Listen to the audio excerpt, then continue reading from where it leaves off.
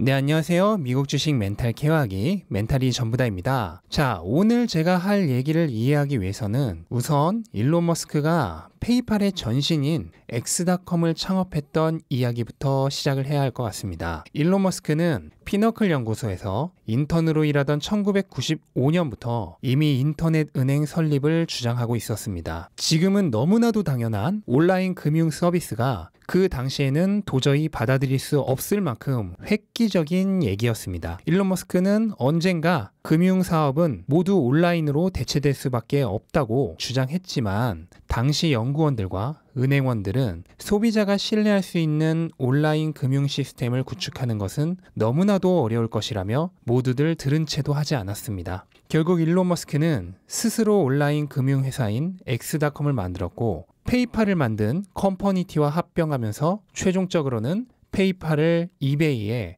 15억 달러에 매각하는 데까지 성공합니다. 페이팔이 하고 있는 사업은 일종의 가상화폐 사업이죠. 가상화폐는 암호화폐의 상위 개념이라고 보시면 됩니다. 가상화폐는 현물 돈이 아닌 그 외 디지털로 거래할 수 있는 모든 화폐를 얘기합니다.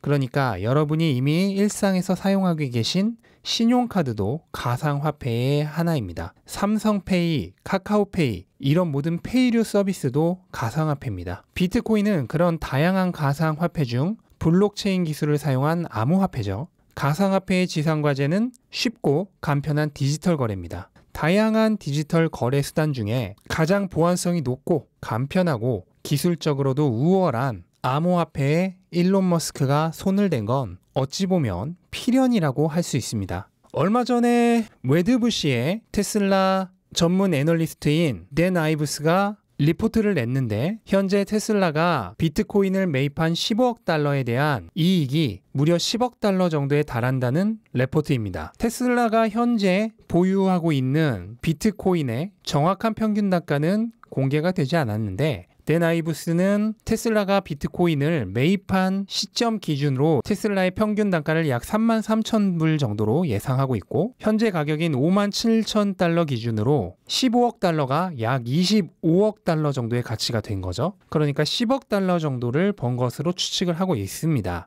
테슬라가 2020년에 벌어들인 총 수익이 약 7억 달러 정도니까 2020년 총 수익의 1.4배 정도를 비트코인으로 번 것이죠. 단 비트코인으로 번 평가 이익은 비트코인을 매도하기 전까지는 재무제표상의 이익으로 기록되지는 않습니다. 비트코인은 무형 자산으로 재무제표상에 기록이 되다가 매입 단가보다 높은 가격으로 매도를 해야 비로소 재무제표상의 기타 이익으로 잡히게 됩니다. 여기서 우리가 한 가지 생각해 볼 점은 테슬라가 조만간 차량 구입 비용을 비트코인으로 지불받겠다는 얘기를 했죠. 이게 결코 테슬라가 잉여 현금으로 비트코인을 매입한 것과 무관하지 않습니다. 그리고 재무제표상의 평가 이익은 기록이 안 되는 것과도 무관하지 않아요. 재무제표상 비트코인은 기본적으로 무형 자산으로 기록이 되는데 매입 단가는 총평균으로 기록이 되겠죠. 한마디로 우리의 증권 앱에 주식을 추가 매수할 때 평균 단가가 계속 바뀌는 거랑 비슷하다고 보시면 됩니다. 그럼 테슬라는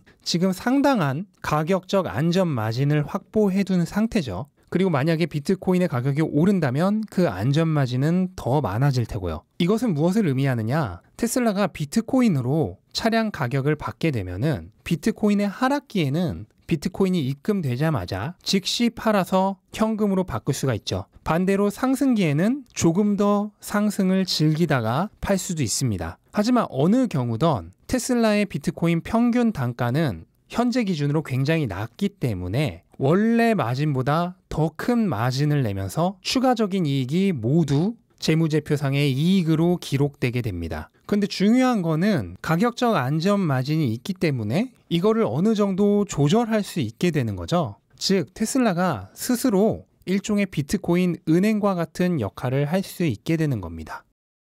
이거는 회사가 재무제표를 본인들에게 유리하게 끌고 가는 데 있어서 굉장히 좋은 옵션을 제공하는 것이 됩니다. 그러니까 이걸 이미지하시면 돼요. 비트코인이라는 물을 가득 채운 댐을 운영을 하는 겁니다. 그래서 들어오는 비트코인 양과 현재 비트코인 가격, 그리고 테슬라가 가지고 있는 비트코인의 평균 단가 등을 생각을 하면서 물이 많이 필요할 때는 물을 많이 방류를 하고, 또 물을 모아야 할 때는 댐에다 물을 모아두고, 이렇게 스스로 비트코인의 은행 역할을 하면서 회사 자금을 조금 더 풍족하게 효율적으로 운영할 수 있는 시스템을 구축하게 되는 겁니다. 물론 이 모든 조건은 결국 비트코인이 앞으로도 지속적으로 우상향할 것이라는, 가격이 단기적으로야 변동이 있겠지만 결국은 꾸준히 오를 거라는 전제가 있어야지만 가능한 얘기입니다. 그러니까 일론 머스크는 비트코인의 가격이 앞으로 우상향할 것이라는 것에 베팅을 했다는 얘기입니다. 일론 머스크는 비트코인이 4차 산업혁명 시대에 새로운 대체 자산으로 자리 잡을 거라 확신을 했다는 거죠. 그리고 이 지점에서 일론 머스크와 테슬라가 비트코인을 선택한 중요한 이유가 하나 더 있습니다. 만약에 비트코인이 미래에 금과 같은 디지털 골드로서 확고한 대체 자산으로 자리를 잡게 되면 지금보다도 비트코인의 위상이 훨씬 더 커지겠죠. 그러면 테슬라는 비트코인을 얘기할 때 상징적으로 떠오르는 회사로 자리 잡게 된다는 것입니다. 사람들은 뭐든지 1등만 기억합니다. 가장 먼저 비트코인으로 차를 판매한 기업, 아니 대기업 중에 가장 먼저 비트코인을 받아들인 기업, 이런 기업으로 남게 될 거예요. 그러면 비트코인의 상징적인 존재가 되겠죠. 결국 일론 머스크는 비트코인이 새로운 시대에 새로운 자산으로 확고하게 자리를 잡고 가격도 더 오를 것이다, 여기에 확신을 가지고 베팅을 한 것이라고 볼 수 있습니다. 단순히 가격이 오를 것 같으니까 투자를 한 것도 아니고 그저 현금의 가치 하락을 해칭하고자 비트코인을 산 것도 아닙니다. 제가 오늘 말한 거 또는 그 이상의 훨씬 더 다양한 그리고 넓은 관점에서 비트코인을 판단하고 매수를 했을 것으로 짐작을 합니다. 일론 머스크는 얼마 전에 최근 뜨고 있는 음성 기반 SNS인 클럽하우스에서 늦었지만 현재 자신은 비트코인의 지지자 중에 한 명이고 적어도 8년 전에는 샀었어야 했다고 얘기를 했습니다. 그러니까 앞으로도 일론 머스크는 비트코인에 대해서 계속 우호적인 태도를 취할 것이 분명합니다.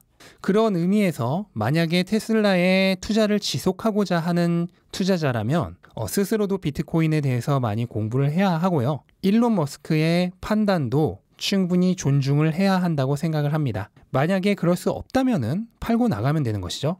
네, 오늘은 테슬라가 비트코인을 매입한 것에 대한 의미에 대해서 조금 다른 각도로 다시 한번 바라보는 시간을 가졌고요. 확실한 거는 그저 기존의 관점만으로 섣불리 테슬라와 일론 머스크의 결정에 대해 판단을 내리기보단 정말 충분히 깊게 공부해보고 그러고 나서 판단을 내리는 게 현명한 투자를 이어나갈 수 있는 방법이라고 생각을 합니다. 네, 이상 영상 끝까지 시청해주셔서 감사드리고요. 영상 도움이 되셨다면 구독과 좋아요 부탁드리고 오늘도 좋은 하루 되시기 바랍니다. 감사합니다.